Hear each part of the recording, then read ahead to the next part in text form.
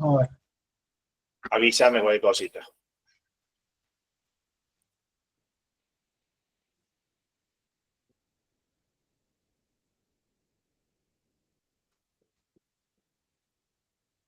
Ahí va, ¿se puede ver?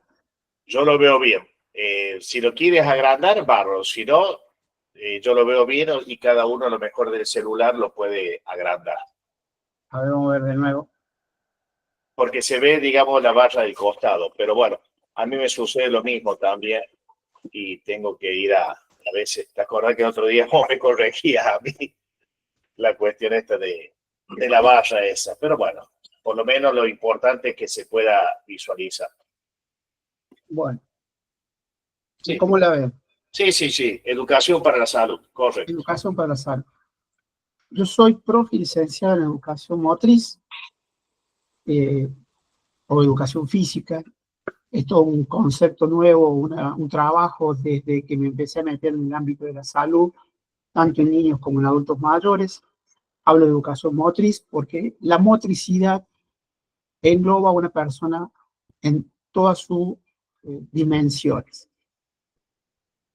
No quiero cambiar el concepto de educación física que a nivel mundial siempre se ha ido planteando, simplemente tratar de ver no solamente la parte física, corporal, como lo marca la educación física, sino la motricidad. Y cuando hablamos de motricidad, engloba todo al ser humano en todas sus dimensiones, emocionales, afectivas, fisiológicas, ambientales, sociales.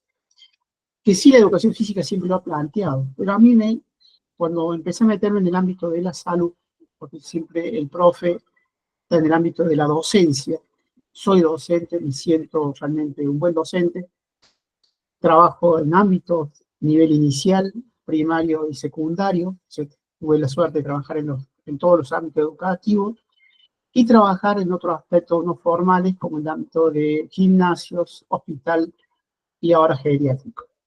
La vida me ha llevado por muchos campos de trabajo y eso me hace hoy hablar de que mi tarea profesional se basa básicamente en una educación para la salud. El crear hábitos, el crear nuevos hábitos en un contexto social difícil, en la cual las personas cada vez se mueven menos, o en un campo laboral donde cada vez las personas se mueven, por decirlo, no para denegar el trabajo de mis compañeros, de mis colegas, sino decir una mirada, digamos, no profesional en parte del trabajo que se está haciendo en campo desde la educación física en otros ámbitos formativos. Por eso yo lo llamo educación para la salud. Avísame, José, si se pasa la diapositiva. Correcto. Se pasa.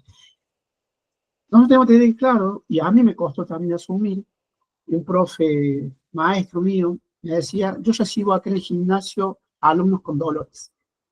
Me costaba entender por qué decía esto. O sea, personas que llegaban al gimnasio con dolor, cuando yo pensaba que el gimnasio iba a una persona que se sentía sana, que quería mejorar su estética corporal, su condición física. Y cuando empecé a ver de que realmente el movimiento es una píldora que ofrece a las personas algo mucho más amplio, que no es solamente mejorar lo estético y lo físico, sino mejorar su condición y sus distintos hábitos, mi mirada empezó a cambiar. Esto fue hace como 20 años aproximadamente, en la cual pude entender de que mi tarea profesional no era solamente ofrecer a las personas algún tipo de prescripción de ejercicio para que estéticamente rindan mucho mejor, sino de que había otros aspectos que tener en cuenta. Por eso, la prescripción de ejercicio es algo muy complejo, no es algo sencillo. Prescribir, decirle a una persona qué tiene que hacer, no es solamente darle a un acto motor, sino que ese acto motor engloba un montón de causas y motivos que le permiten a la persona moverse y moverse bien. Esa prescripción de ejercicio, ese patrón de movimiento que yo le quiero ofrecer, tiene un gesto motor, tiene una frecuencia, tiene una planificación, tiene una progresión que le permitirá, como decía José al principio, mejorar, mantener o tal vez empeorar su condición. En los 10 años que yo trabajé en el hospital, recibimos mucha gente con hernia de discos, de toda la edad, principalmente gente entre los 20 y los 40 años. La mayoría hacía entrenamiento funcional o hacía CrossFit. La innovación del fitness nos está llevando a hacer ejercicio de mayor intensidad, con tipos de acciones variadas, multifacéticas. Que en líneas generales eso está bien propuesto, ¿no? El ser humano en toda su evolución empezó a desarrollar para mejorar su condición de vida, ir en busca de los alimentos. Para eso tenía que salir de su choza, de su casa, para ir en busca del alimento y poder luchar por ese alimento. Eso con el tiempo, con la historia ha ido evolucionando y nos hemos ido cada vez siendo más sedentarios, más hipocidéticos. Hoy, lo que ofrece el fitness es una actividad mucho más variada y multifacética. Pero hay ciertos patrones de conocimiento que se queremos tener que muchas veces no lo tenemos. Que el músculo no se activa de manera aislada, sino de manera analítica, de manera sistémica, de manera multifuncional, no solamente con un componente óseo-mioarticular, sino nervioso, endocrino y metabólico. Hay 4 razones para que ese músculo se active de manera correcta: lo emocional, lo fisiológico, lo endocrino y lo metabólico. Por eso la fisiología lo que me permite a mí es analizar y comprender cómo funciona ese organismo. Un organismo que no me quedo solamente en la parte biológica, sino en la parte también social, afectiva y motivacional. Por eso, prescribir ejercicio no es algo fácil. Nuestra tarea implica prescribir ejercicios que ayuden a la persona a sentirse cada vez mejor. Entonces, el propósito particular de la prescripción de ejercicios se fundamenta, o yo lo fundamento, o yo lo encierro en estos 4 mosaicos: promover la salud y prevenir enfermedades crónicas de naturaleza hipocinética. Sabemos que en la actualidad la tecnología o el estilo de vida de las personas está siendo cada vez más escaso. Y esto viene de hace mucho tiempo, pero se está agudizando cada vez más con la tecnología. Mejorar el componente de la actitud motriz relacionado con la salud. Para eso se requiere un trabajo interdisciplinario. O sea, recién dijo José que va a invitar a un nutricionista, experto en la tercera edad. Y realmente, cada etapa evolutiva de nuestro crecimiento requiere calorías apropiadas a nuestra tarea diaria que realizamos, tanto deportiva o laboral.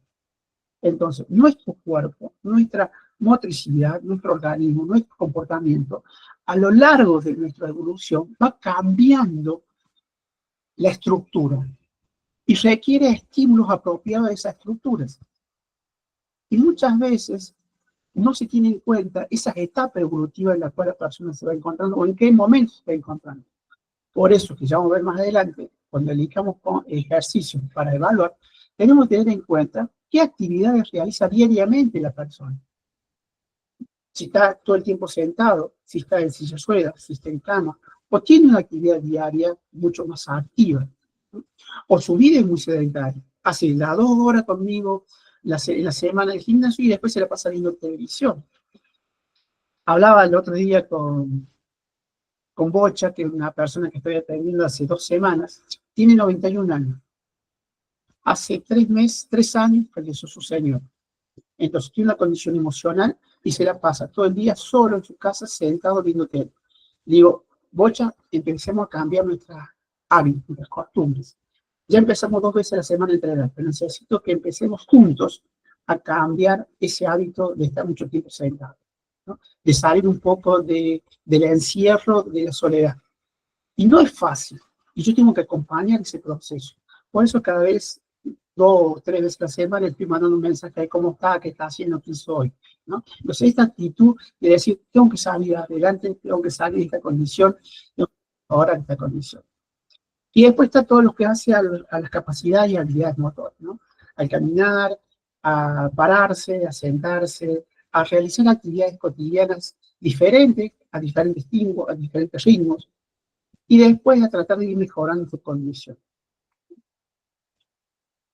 ¿Qué requiero frente a este proceso lento? No es rápido, que requiere un cambio de hábito. Una evaluación, cómo empiezo a trabajar para poder programar un plan de entrenamiento a esta persona que, en el caso mío en particular, me invita a estar en su casa. Yo voy a las casas y elaboro un plan personalizado, con una o dos personas en la misma hora. Nunca trabajo más de 2 personas por hora. Perdón, Dani. Sí. Me han puesto acá de que no están viendo la diapositiva. Yo acá la observo. ¿Vos, Irene, la puede observar? La primera vi, profe, Bien, ahora solamente. vamos a chequear entonces la segunda. ¿Y después no la viste más, Irene? No. Vamos No, a... Claro, yo he ido siempre pasando diapositivas. siempre que está hablando Daniel, vi la primera. Bien.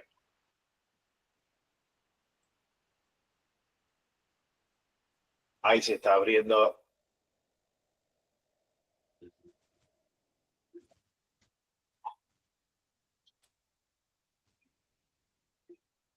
De todas maneras, una sola diapositiva había puesto nada más.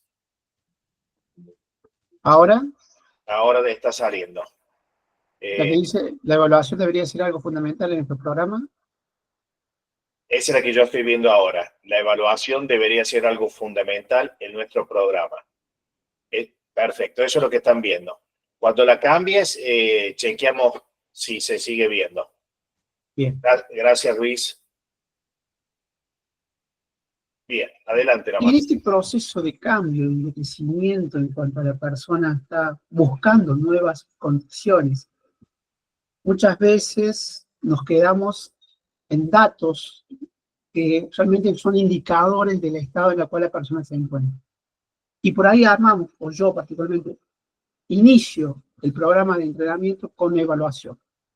Esto me permite a mí iniciar en qué estado se encuentra mi alumno, mi alumna, para comenzar a realizar un programa de entrenamiento. Y esto me permite a mí profundizar en aquello que no conozco acerca de lo que le está pasando a la persona. Por ejemplo, en el caso de las medicaciones, yo anoto en el cuaderno las medicaciones que van tomando y muchas veces y no sé qué influencia tiene esa medicación que influye en su hipertensión, en su diabetes o en su estado metabólico. Entonces empiezo a averiguar. Tengo la posibilidad de hacer un trabajo interdisciplinario con kinesiólogo, médico, nutricionista y consulta esta medicación y qué afecta que él haga trabajo de cambio de plan, por ejemplo.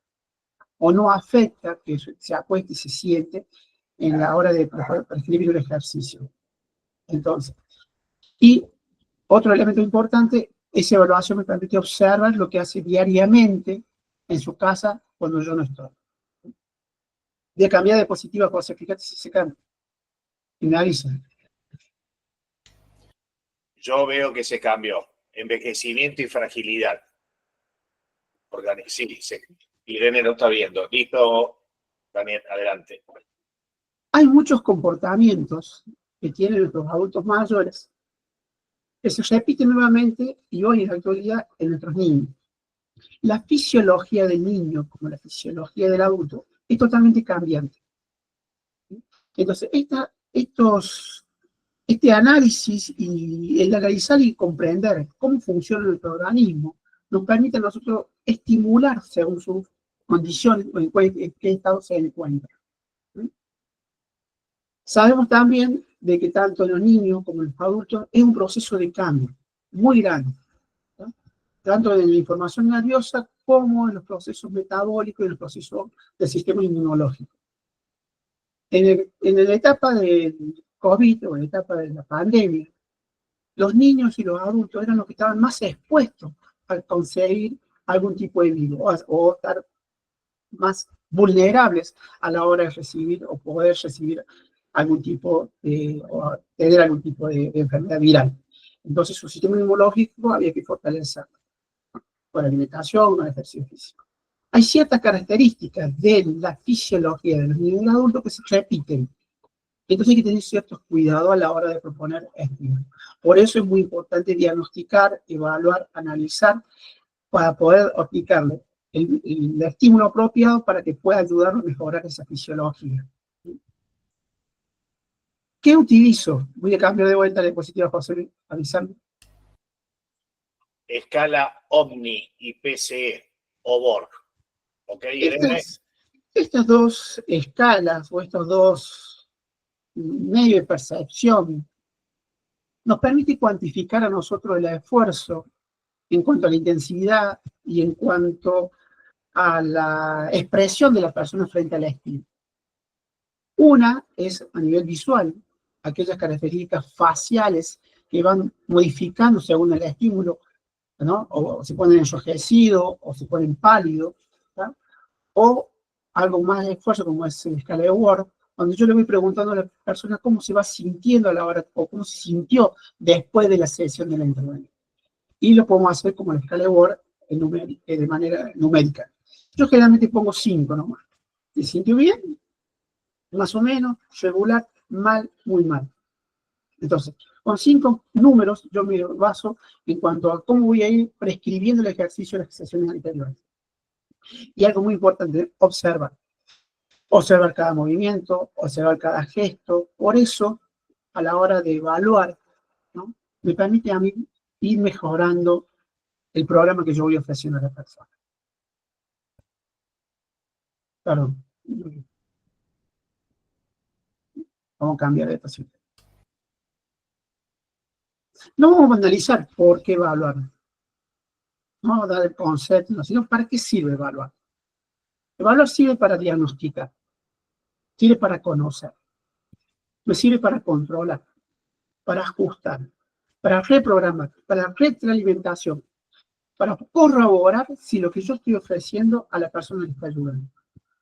Esos datos que me permiten... Perdón, Daniel. Sí. Irene, se ve bien ¿no? Sí.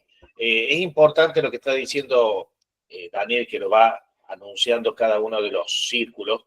Ustedes vayan tomando nota, por favor, porque una cosa es ver, otra cosa es escuchar y otra cosa es ir anotando. Y veo que hay algunos que están anotando la importancia de lo que es la evaluación, para que luego con nuestros socios, clientes, alumnos, tengamos en cuenta esto, porque nos olvidamos por la vorágine del día y no evaluamos. Entonces, por favor, nos detengamos un poquito, busquemos un papel, y por más de que el papel no lo veamos después, pero va a hacer que al describirnos nos quede más el concepto que nos está diciendo Daniel. Perdón, Daniel, adelante. Nos permite también detectar ciertas condiciones estructurales o funcionales que la persona no sabe, no tiene por qué saberlo tampoco, pero que a nosotros nos va a permitir mejorar la prescripción de ejercicio y el programa que estamos elaborando para la persona, que estamos entrenando. Entonces, ¿qué tenemos que analizar? Vamos a cambiar de diapositiva. Irene. Analizar los objetivos y la propuesta de trabajo. Para eso, yo creo que es importante evaluar, ¿no? Este diagnóstico, este corroborar, este detectar, nos permite decir, mi objetivo específico es que esta persona se pueda mover. O si no se puede mover, que en esta hora que yo estoy con ella, con él, se pueda sentir bien. ¿Y qué cosas puedo aplicarle? ¿Qué cosas puedo hacer? Si está en una silla de ruedas, ¿qué movimiento le puedo hacer? ¿Qué juego le puedo hacer? ¿O qué ejercicio específico en cuanto a movilización le puedo llegar a realizar? Pues no plantear cosas muy no comprobables, sino que realmente cosas que la persona se vaya sintiendo en cada sesión de una manera mucho más segura y más satisfecha. ¿Y qué propuesta utilizar de trabajo realizar? ¿No? El juego es una forma realmente muy rica, como dijimos. A los niños les gusta jugar, a las personas mayores también les gusta jugar. Entonces, buscar la utilidad del juego como una forma emocional para poder hacerla y motivarla para que se mueva. Y siempre ir de lo, José Luis siempre dice eso, ¿no? De lo simple a lo complejo. Ir de lo simple y partir de lo simple. No querer utilizar métodos kinesiológicos o métodos de entrenamientos que en esta etapa de la vida o de la edad en la cual estamos entrenando no son factibles de poder desarrollar. ¿No? Sí trabajar las capacidades motoras, sí trabajar la fuerza, sí trabajar la movilidad muscular, ¿no? Ver la forma de trabajar lo cardiovascular. Y uno de los componentes vitales que requiere este proceso de evaluación, que es lo que vamos a empezar a ver ahora, son los signos vitales. Yo comienzo analizando los signos vitales porque a partir de ahí empiezo a observar ciertos comportamientos que el cuerpo, como ser biológico, me manifiesta. En esto de la escala de Omni, ¿no? De saber si está pálido, si está colorado, si está hinchado, si está flojo, ¿no? Entonces, uno de los elementos que me permite evaluar inicialmente son los signos vitales. La frecuencia cardíaca, la frecuencia respiratoria, la presión arterial, la temperatura corporal, el nivel de oxígeno en sangre, el relleno capilar y el reflejo pupilar. Eso lo vamos a pasar, ¿no? O sea, hay cierto comportamiento del ciclo y los signos vitales que me dan como señal objetiva y cuantificativa de cómo está la persona a la hora que está entrenando. Perdón, Daniel. Sí. ¿Alguno de los que están escuchando y viendo quiere hacer alguna pregunta? ¿Hay algo que no le cierre? ¿Algo que le sale de contexto? ¿Algo que le hace ruido? ¿Alguna persona quiera hacer una pregunta? Bueno, está muy claro, parece. Adelante, Daniel. Entonces, nuestra motricidad a la hora de ponernos en movimiento implica una gran adaptación a nivel cardiovascular. Nancy, sí. Hola, no es Nancy, estoy con un celular, perdón. Quería hacerle una consulta. ¿La frecuencia cardíaca nos sirve antes del entrenamiento o también se puede tomar en la mañana, el basal?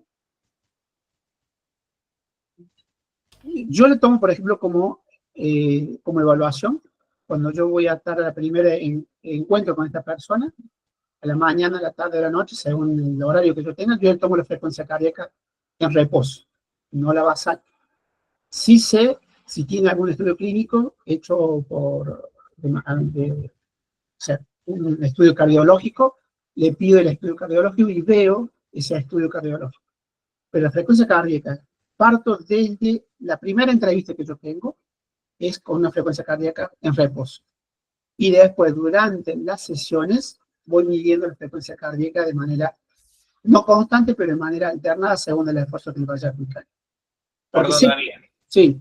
Lo que vez pasada, no sé si recuerdan, cuando le hablé de la zona personal de entrenamiento de cada uno de nosotros, con ese tipo de evaluación que algunos autores la usan, el famoso 220 menos la edad en el hombre y 225 menos la edad de la mujer, de allí sería la frecuencia cardíaca máxima, y en función de si tenemos un socio cliente alumno que es principiante, se maneja con un porcentaje. Si es iniciado, se maneja con otro, y si es avanzado, se maneja con otro.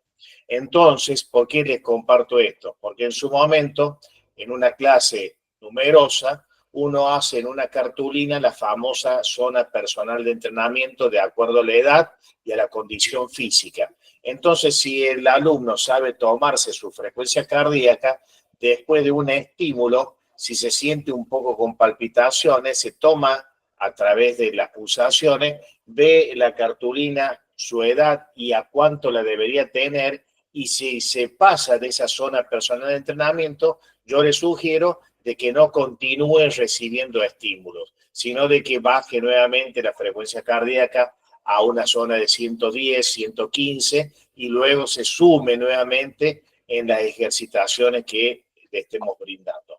Eso quería agregar. Gracias, Daniel. Sí, eso, José, es muy variable, y la forma de carbono o la frecuencia cardíaca máxima teórica, en mi experiencia con trabajo con tercera edad, no la utilizo porque es muy variable. O sea, cada persona, según su condición, si está en silla de ruedas, está en la cama, o hace actividades muy sedentarias, va variando muy mucho. Por ejemplo, Bocha tiene una frecuencia cardíaca en reposo, o sea, sin basal, digamos, no de la mañana se levanta, sino reposo, 50. Y las actividades que yo le doy por hacer, que es mucho trabajo de estabilidad y de coordinación, porque tiene una inestabilidad muy marcada, ¿tá? Usa bastón. La frecuencia cardíaca no sube de 80, 90. Entonces, yo hago todo trabajo de desplazamiento con equilibrio y estabilidad. Entonces, la frecuencia cardíaca en ese caso no me da un indicador de estado de fatiga, sino utilizo las escalas, Ajá. ¿no? Y empiezo a observar. Si yo veo que en ese caminar es mucho la inestabilidad que hace en ese ejercicio que yo le prescribí, le modifico el ejercicio. O sea, obviamente que la frecuencia cardíaca está asociada al ejercicio, pero muchas veces lo que a mí me interesa es la respuesta neuromuscular que es la frecuencia cardíaca. Entonces, sí me baso mucho en la reposo cuando yo le tomé 50, tiene una bradicardia. Esa frecuencia cardíaca, esa bradicardia indica que tiene una frecuencia cardíaca baja, que puede traer consecuencias como no.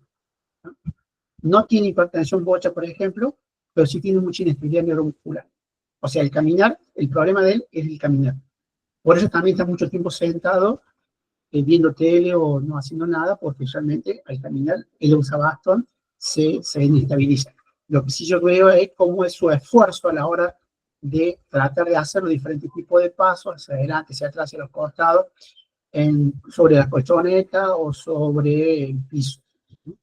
Entonces, en este aspecto, cuando las características que me ofrece la persona son por otras adaptaciones que tengo que lograr, la frecuencia cardíaca simplemente es un indicador menos preciso. Pero sí importante porque, como decimos acá, el tomar el pulso, saber la frecuencia cardíaca, puede ser indicador de otras alteraciones.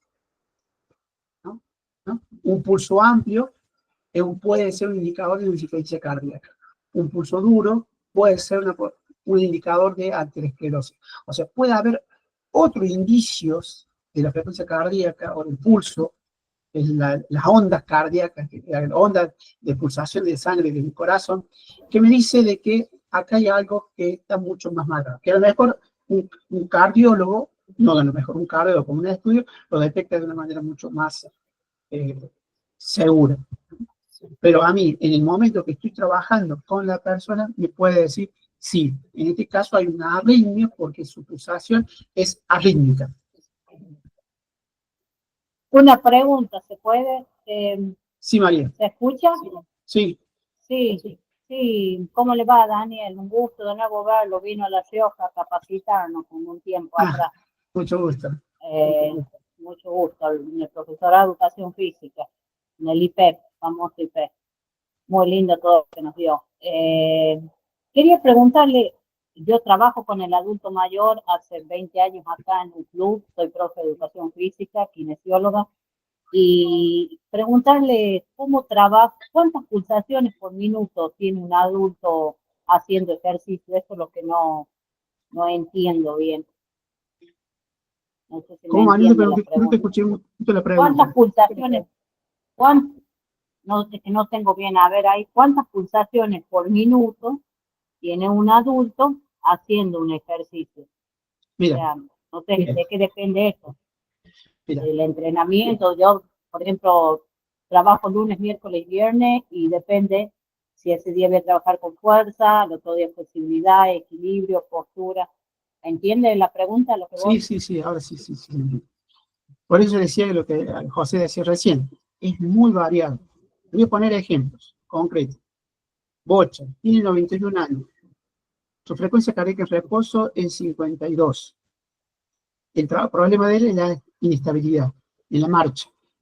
O sea, es un paso descoordinado. Le doy todo trabajo de estabilidad en la marcha, con diferentes variables. Su frecuencia cardíaca no supera los 80, 90, se depende del ejercicio que yo haga.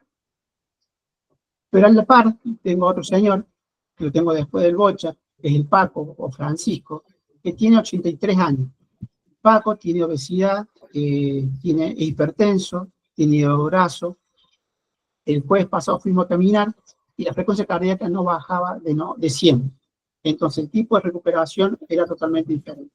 Claro que la frecuencia cardíaca es un indicador importante en cuanto al estado de la persona. Pero hay otros puntos referenciales que también son importantes, que es el gesto motor, es el tiempo de esfuerzo de cada ejercicio que va a realizar. Lo que me permite la frecuencia cardíaca es medir, a ver, en qué condiciones está la persona en ese momento y qué indicaciones me puede estar dando en esos momentos. O sea, no es un parámetro, nada más la frecuencia cardíaca. Hay otros factores fundamentales que también tienen en cuenta, que la tensión, que el nivel de oxígeno en sangre, Si no estamos tomando el nivel de oxígeno en sangre, tiene frecuencia cardíaca de 90, estamos bien, pero tiene un nivel de oxígeno 92, ya me está dando una indicación de que hay un déficit de oxígeno en sangre. Entonces, me tendría que llamar la atención. Ya lo vamos a ver enseguida eso en cuanto al oxímetro, de cómo me haría el nivel de oxígeno en sangre. Y puedo ver la respiración, está hiperventilando, pero la frecuencia cardíaca está baja. Entonces, el problema no es a nivel cardiovascular, es a nivel respiratorio, o a nivel de oxígeno en sangre, concentración de oxígeno en sangre. ¿Ya? Y sus movimientos son descoordinados. Entonces, son muchas variables que tenemos que analizar, no solamente centrarnos en la frecuencia cardíaca. Eso se llega, no se va a casa, se llega. Ahí estaba bien, perdón, estaba leyendo justo uno de las preguntas de Patricia. Por ejemplo, Patricia,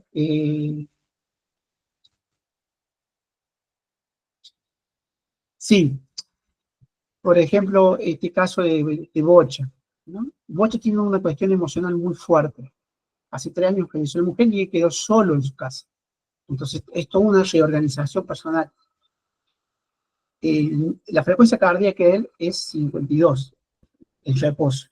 Y los ejercicios no superan los 90 de frecuencia cardíaca, ¿no?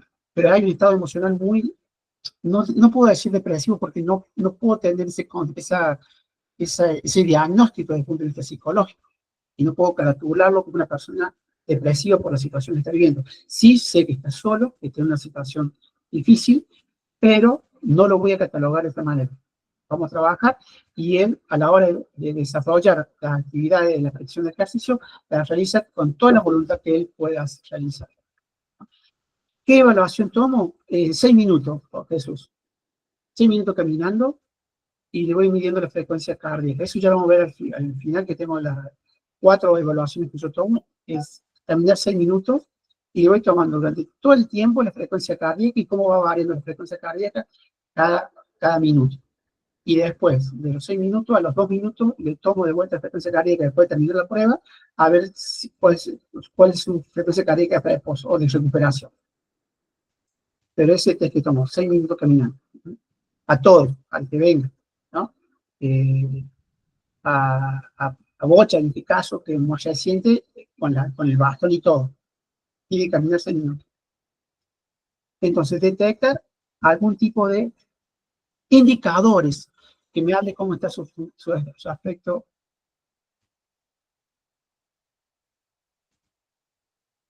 Perdón, estaba leyendo una pregunta.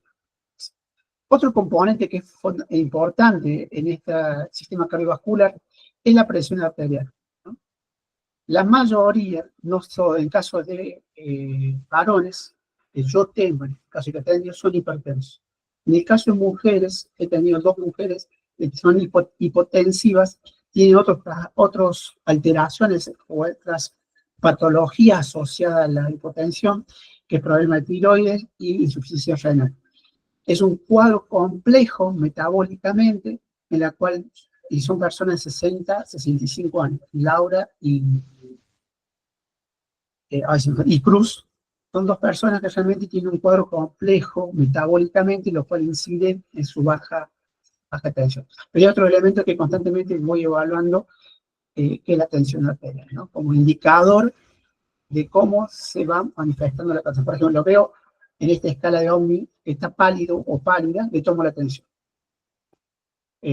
Salimos a caminar, le tomo la tensión. Volvemos, le tomo la tensión. La frecuencia cardíaca, el nivel de oxígeno en sangre, la temperatura corporal. Son todos indicadores en la cual me van marcando cómo va variando su homeostasis para que yo prescriba el ejercicio. Y hay veces que planifico todo un trabajo, me da un indicador de que está pálido y tengo que modificar todo lo que yo planifiqué. Entonces la prescripción, y eso es lo que a mí me gusta, ¿no? De ir variando constantemente el estímulo que tengo que organizar. Yo organizo siempre una planilla de ejercicios y a la hora de trabajar con cualquier tipo de persona, en la mayoría de los casos tengo que modificar el tipo de estímulo. Y eso me habla de que no está todo dicho en esto, y lo cual me exige a mí profesionalizarme y estudiar cada vez más, porque realmente la prescripción de ejercicio en la tercera edad creo que es el desafío más grande que tenemos para poder, nosotros los profes, de poder brindarle a la persona una mejor calidad de vida y mejorar su condición diaria. No sé si su salud, no modificaremos su estructura de salud, pero sí mejoraremos su calidad de vida, ¿no? Bien. ¿Alguna pregunta? El otro componente es las adaptaciones respiratorias, ¿sí? Y uno de los test que tomo, que son los test de 6 minutos, es el test del habla. ¿Sí?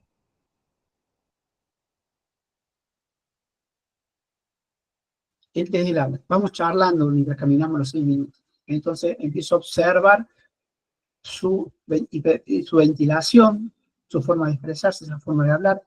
Venimos hablando y de repente se calla, veo si está agitado.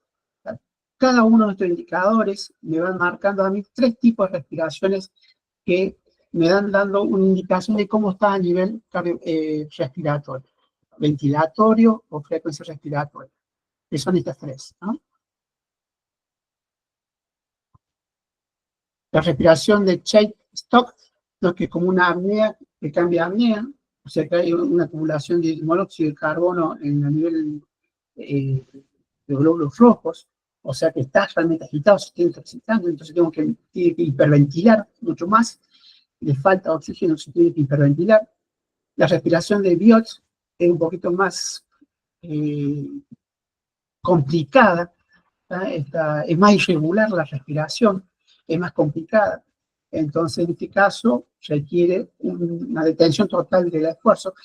Generalmente se dan en estas 3 tipos de respiraciones en casos patológicos severos de procesos respiratorios pulmonares o casos de sistema pulmonar, ¿no?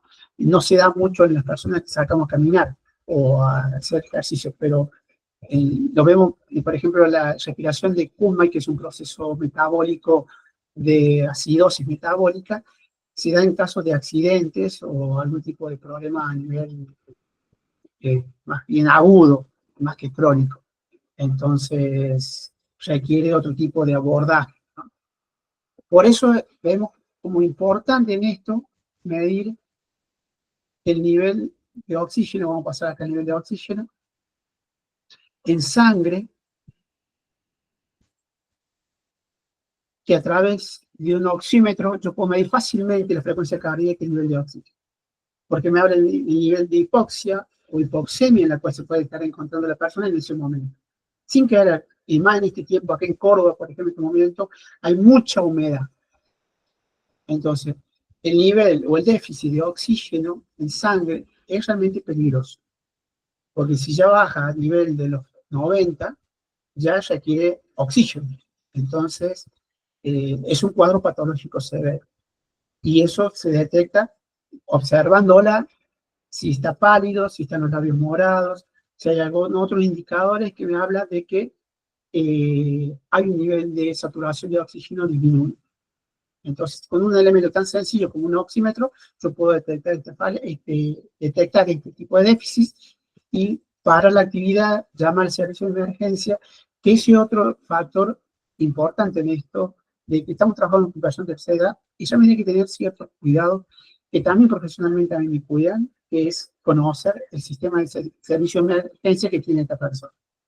Entonces, la ficha que yo lleno al inicio de la clase es evaluar cuál es el servicio de emergencia y cuál es el teléfono de servicio de emergencia. No me pasó todavía nunca nada, gracias a Dios, pero es algo que realmente no podemos no dejar de tener en cuenta, o estamos teniendo personas, o en mi caso, con factores de riesgo muy severos. Ningún caso de lo que yo atiendo es algo pasajero o algo de condición de salud o condición de mejora de su rendimiento, en el sentido de calidad de vida, sino que son cuadros patológicos muy severos y en la cual uno tiene que cambiar o revertir con la medicación y la nutrición ese cuadro clínico que se presenta en la persona. Y el otro punto que creo que es importante tener en cuenta, que también es muy fácil de evaluar, es el llenado capilar. Este habla del nivel de deshidratación que puede llegar a tener la persona. Es un test muy sencillo, es presionar el dedo durante 2 o 3 segundos, soltar y ver si ese dedo que se puso blanco se vasculariza nuevamente rápidamente, o se rellena rápidamente, recupera su color. Es muy sencillo de medir y esto habla del nivel de deshidratación que la persona puede llegar a tener, ¿no? ¿Alguna pregunta? Si no, pasamos a ver qué test elegir, para qué elegir un test. ¿Hace falta evaluar? ¿Hace falta medir? Sí, hace falta. Y para ver todo lo que hemos dicho, necesitamos saber qué vamos a hacer, qué vamos a evaluar y para qué vamos a evaluar. Yo quiero conocer a la persona completamente, ¿no? En sí no la podemos conocer completamente, pero sí desde el punto de vista de la motricidad y las posibilidades metabólicas que tiene la persona. Yo en sí tomo 4 tests. En sí, así lo englobo en 4 tests. El test de Adam, que me permite ver cómo está la columna, cómo está su asimetría, su estructura morfológica, ¿sí? Detecta una escoliosis, pero más que una escoliosis me detecta en la asimetría a nivel de cintura pélvica y cintura escapular y la columna, ¿sí? A nivel cardiovascular, el test de los 6 minutos. A nivel muscular, el pararse y sentarse la mayor cantidad de veces que pueda en un minuto, o el de flexión y extensión de brazo para apoyar en la pared, y el FMS variado. O sea, no los 7 pruebas de FMS, funcional móvil strength, sino tomo 5 o 4 y voy adaptándolos según las condiciones de los. Hay 2 personas que no pueden arrodillarse, por artrosis en rodilla les duele mucho.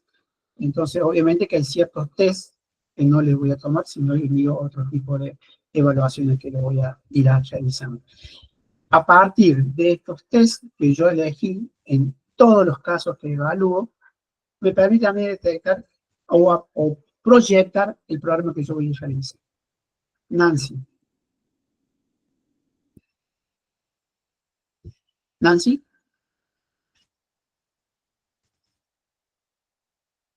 Bueno. ¿Por qué tomo estos 3? Uno me permite ver a nivel estructural, uno a nivel funcional y uno a nivel muscular y cardiovascular. Esos son los 4 elementos que trato de observar a grandes rasgos. Me tomo casi 40 minutos de poder hacer estos test, más los ciclos vitales. La primera sesión que yo tengo con cada una de las personas es ver estos ciclos vitales, los signos vitales, perdón, y estas 4 estructuras de test. Y a partir de ahí empiezo a rearmar un programa para la prescripción de ejercicio que le permite a la persona mejorar su actividad de vida diaria en el ámbito en el cual se encuentra, en su casa, en un geriátrico o en la cama. ¿Sí? Y algo que en esto que empezaba a educar en la salud, ¿no? Me he quedado con esta última palabra, que es también mía, ¿sí? Más que el arte de curar, mi arte es de cuidar. Y para cuidar hay que saber cuidar, hay que saber atender, hay que saber cómo prescribir ejercicio. Entonces, para eso necesito conocer, analizar aspectos importantes de la persona para poder ofrecerle un buen servicio en función a sus posibilidades que vayan a tener. Bien, muchas gracias. Gracias, Daniel. Acá hay aplauso de Patricia. Y María Aguirre, ¿querías compartir algo? Porque recién te levantaste la mano. Facundo, adelante, Facundo. Yo sí, bueno, buenas noches antes que nada. Yo quería preguntar en la diapositiva anterior de los test que tomaba, si en el test de fuerza, que es de sentadilla, el alumno lo puede hacer acompañado del bastón o sin el bastón. En el caso de los problemas con artrosis, con dolores severos de rodilla, lo hacían con apoyo de una silla o de la mesa para poder pararse, y hacían 2 o 3 porque le dolía mucho. O sea, sí lo podían hacer con ayuda, así respondo a tu pregunta, lo hacían con ayuda.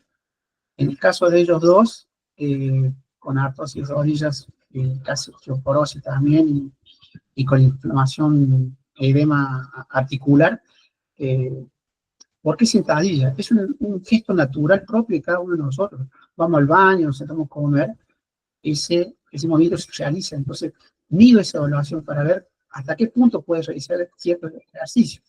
Por eso tomo este test y la cantidad de veces que puedan dentro del minuto. Hay 2 personas que hicieron 2 nomás y con dolores. Entonces dije, bueno, y no más, con ayuda, porque siempre ellos lo hacen con ayuda. Van al baño y se ayudan de la mesada, o van a comer si se ayudan de la mesa. Facundo, recordar lo que dijo el profe recién.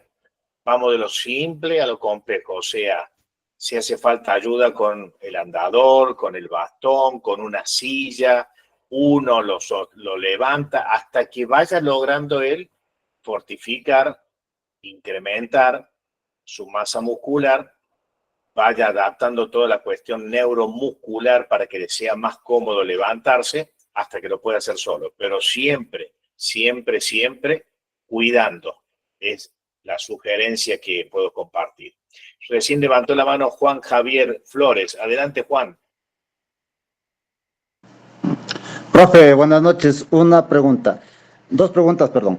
La primera, en 1 minuto se hacen los tests, y la segunda, la variación al test de sentarse. Se puede hacer con brazos extendidos de frente, y cuando se sienta, baja los brazos.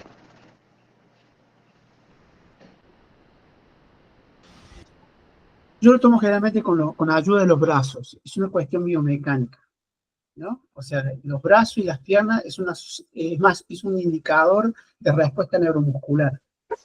Igual al caminar, ¿no? Al hacer ejercicio de caminar, muchas veces ellos caminan como robot. Mueven el brazo derecho y la pierna derecha al mismo tiempo, cuando es contralateral el movimiento. Esas indicaciones de una no una deficiencia, pero sí de una respuesta neuromuscular que está cambiando. Los brazos y las piernas trabajan de manera social. Entonces yo tengo que tratar de lograr una sinergia muscular que favorezca su patrón de movimiento. Entonces, si lo puede hacer con los brazos, sería mucho mejor el empuje, ¿sí? Para poder pararse o, bueno, en el caso de sentarse, a tomarse de una silla, de la mesa o de la silla para poder sentarse. Si tiene control de las piernas y puede sentarse con un ajuste al nivel del core, sería una buena respuesta motora. Pero la asociación o las acciones dinámicas de trabajo, de segmentos corporales, es muy importante para una mayor riqueza neuromuscular. ¿Cuál fue la otra pregunta, Juan, que me hiciste? ¿En qué tiempo se toma o se evalúa el test? El test yo lo tomo, todos los tests dura la primera sesión y después a los 3 meses vuelvo a tomar el mismo test. Cada 3 meses yo tomo un test. Es más, también cada 3 meses, esto entre nosotros, hago un reajuste económico, pero voy evaluando cada 3 meses los mismos patrones de movimiento y le voy mostrando a la persona los progresos o no del plan de entrenamiento que vamos a realizar. Entonces, toda la evaluación dura 1 hora. Me lleva 1 hora. O sea, tanto el diagnóstico, la anamnesis, como todo lo que hace al trabajo motor. ¿Sí? Porque le voy explicando en qué consiste cada prueba, por qué le tomo esta prueba, qué busco con esta prueba, y la vamos realizando.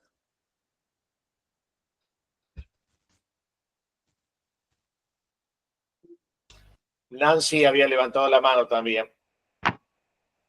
Profe, tengo una consulta. ¿En qué momento entró la intervención del médico en las pruebas, en la prueba, en el test? ¿O no se toma en cuenta? No, sí. Si hay algún diagnóstico clínico que la persona tenga en ese momento a mano, siempre parto desde el estudio clínico del médico, del nutricionista o del kinesiólogo. Desde ahí parto para poder prescribir ejercicio y poder evaluar. En uno de los casos, por ejemplo, en Pepe, es un caso severo en cuanto a la artrosis rodilla, no podíamos sobrecargarla por el dolor que tenía. Entonces no hicimos, ese test no lo hicimos, ni ningún test de FMS, ni siquiera caminar. Pero sí el test de Adam y después todas las pruebas del ciclo vital se las fui a hacer. Porque realmente era una situación aguda en cuanto a dolor de rodilla y la inflamación y edema que tenía en la rodilla. Entonces, es muy variado, no hay nada estipulado. Por ejemplo, hay ciertos kinesiólogos, ciertos profes que tienen un protocolo, yo también lo tengo protocolo, pero voy variando en función a las respuestas que la persona me va dando en la sesión o en la clase que tenemos. Bueno, sí. Solo una situación, profe. A medida que el adulto mayor va envejeciendo, es más complicado realizar las pruebas físicas, ¿no? Entonces, teóricamente tiene que ir mejorando. O sea, si estamos en un proceso de cambio... Físico, sí. Pero si estuviera, o sea, era un adulto mayor sedentario, normalmente entra en detrimento, ¿no? Lo que le preguntaba, ¿algún test que no sea físico se pudiera utilizar? Por ejemplo, el test de PARQ, el test de Monhill, algunos test que te pudieran ayudar a poder después aplicar, no sé si es correcto, el test de Senior Fitness Test. Sí, hay muchísimos tipos de test. Un test de Thomas, que por ejemplo evalúa la sinergia a nivel de cadera, que es en una camilla o en la cama, o mide la disfunción a nivel de cadera, se podría tomar para ver cómo tiene su capacidad de movimiento de cadera. Pero yo tomo un test que me permite a mí, como dijimos recién, utilizar el movimiento como medicina. O sea, la persona tiene que moverse. Debemos tratar de progresivamente lograr que la persona se mueva independientemente y autónomamente. Entonces, es un proceso largo, que lleva tiempo, que es variado en función de las personas, cada una de ellas según su motivación. Una persona que yo tengo en silla de ruedas en un geriátrico, me cuesta mucho dar 40 minutos, una hora, para poder movilizarla, porque tengo que llevarla de la silla a la cama, y de la cama realizar todo tipo de movimientos. Y yo no soy kinesiólogo, yo soy profe, soy licenciado en educación motriz, pero lo que trato de hacer es que el movimiento sea realmente la forma de poder la persona expresarse cada vez más y sentirse mejor. Y hace un año que lo tengo Pepe, y lo que he logrado simplemente es que se pare. Que es mucho, pero se para, no camina, no hace nada. Se para, lo sostengo yo, no se para solo, lo sostengo yo, pero ya se para, y lo logró una sola vez después de mucho tiempo.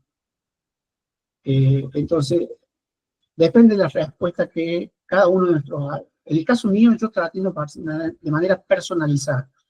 Hay personas que trabajan en geriátrico y atiende a 10 personas, 15 personas, y tendrá otra metodología, otra forma de evaluar y otra forma de desarrollar su clase. El caso mío, que es más personalizado, inclusive en un geriátrico, yo voy con esta persona al geriátrico y atiendo a esa persona solamente, y me voy. Pero cada uno tiene su impronta, es válida, por eso quería que lo compartamos entre todos para uno seguir aprendiendo. Bueno, Daniel, gracias, y le quiero compartir a los que están aquí en este momento que Daniel va a estar a cargo también de uno de los módulos en el instructorado de entrenamiento funcional del adulto mayor y nacido frágil que vamos a iniciar en abril, para que lo puedan compartir con sus colegas, en la cual va a estar el licenciado Guillermo Vaca, hablando de toda la parte de fisiología, la licenciada Sonia Polidori, de la parte de nutrición, el licenciado Joaquín, que nos va a compartir toda la actividad física en función de la diabetes y otras patologías. Bueno, digamos un grupo de profes que hemos estado siempre focalizados con los temas de adultos mayores, que largamos este instructorado a partir del mes de abril, si Dios quiere, con una duración de 4 meses. Y Dani tendrá a su cargo el módulo completo de evaluación. Bueno, a todos y a todas, muchísimas gracias. Que tengan una excelente semana. Yo la semana que viene, domingo, creo que voy a estar viajando, o sea que a lo mejor no nos podemos conectar, pero de lo contrario, lo que son los alumnos Ya saben que 24/7 me pueden escribir por privado. Cualquier duda me van consultando. Si hace falta que nos conectemos, nos conectamos. Mi objetivo es que finalicen el curso de estos 4 módulos, como así también del desarrollo de la clase de entrenamiento funcional para un adulto mayor y otra para un anciano frágil. De esa manera finalizan con el curso, pero no quiere decir que se olvidó todo esto. Seguimos los encuentros, siguen preguntándome, siguen participando y recibiendo lo que son los papers, los videos, los PDF y estos encuentros. El objetivo es que estemos siempre actualizados y movilizados para cada vez nos podamos sumergir en este campo de lo que es la actividad física para el adulto mayor. Muchísimas gracias, muy buenas noches y gracias, Dani, nuevamente. Excelente semana para todos. Chau, chau. Gracias, profe. Hasta Chao. luego. Gracias, maestro Daniel. Gracias, maestro. Gracias, gracias. Gracias. Adiós. Chau, chau, chau, chau. Después les paso Bye, el video. bye. Bendiciones. Me escriben, después les paso el video. Después les paso Sí, el video. maestro, gracias. Dale. Chau, Gracias, chau. maestro. Bye, bye, bye.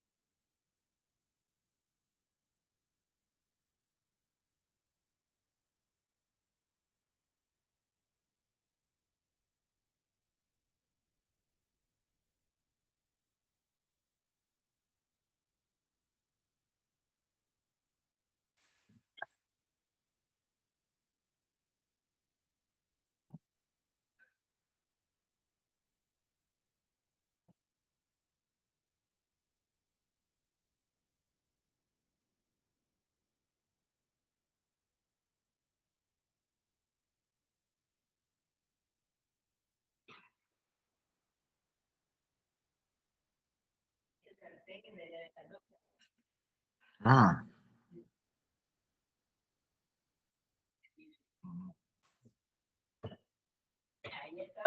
Ya tiempito iré ahí. Mm, me imagino. De esa que vino a cocinar. Yo mejor se quedó ahí.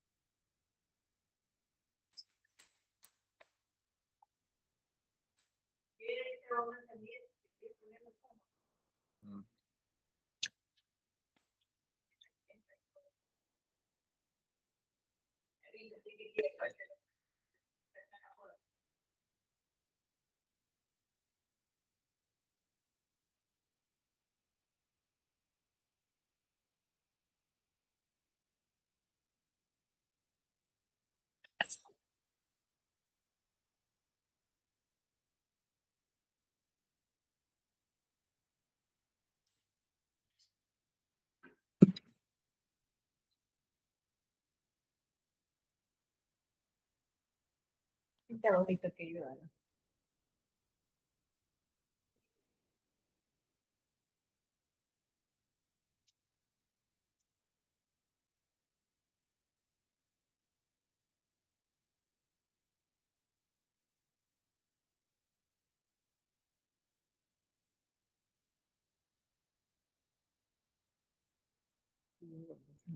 ¿Quién?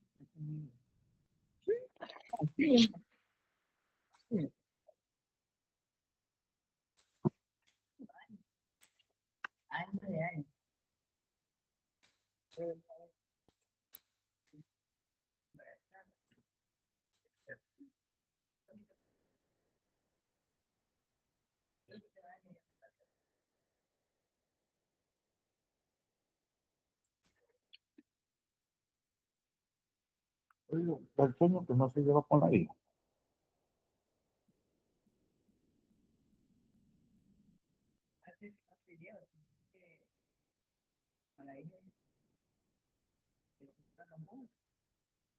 Porque nunca alguien había estado. Qué feo eso.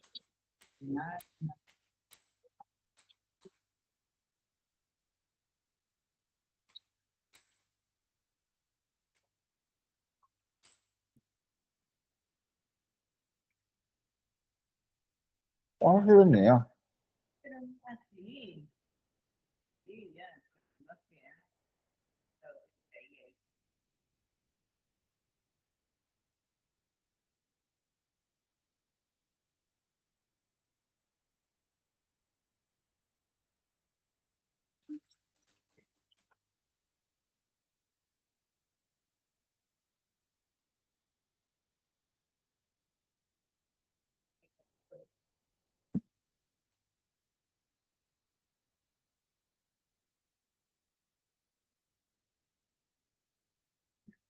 Solito.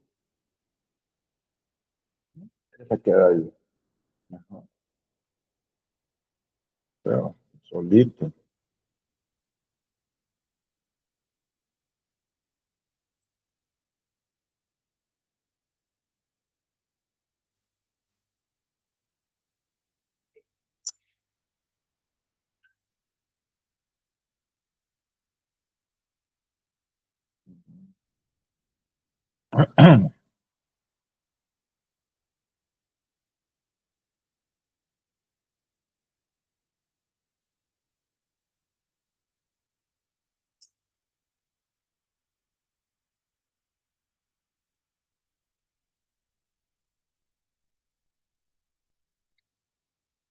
Música aquí al lado. Parece.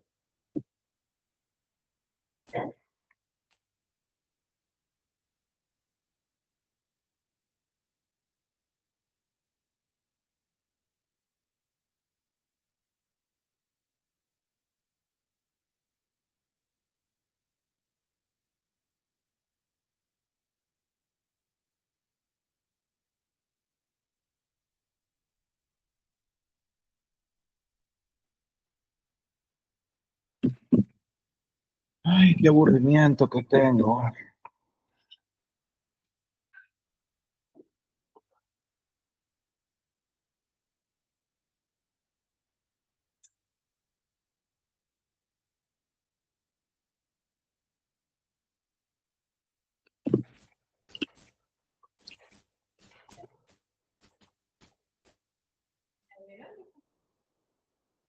Suena ni trueno.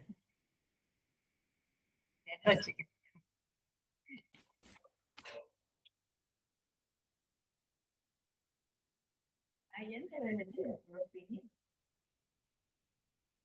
¿Dónde haber salido? Que a tragar. Que también no se cuida.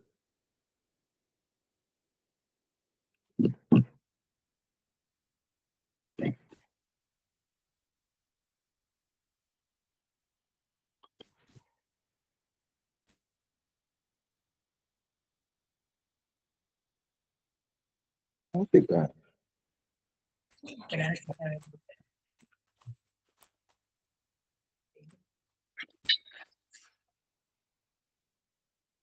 No sé, aquí al lado.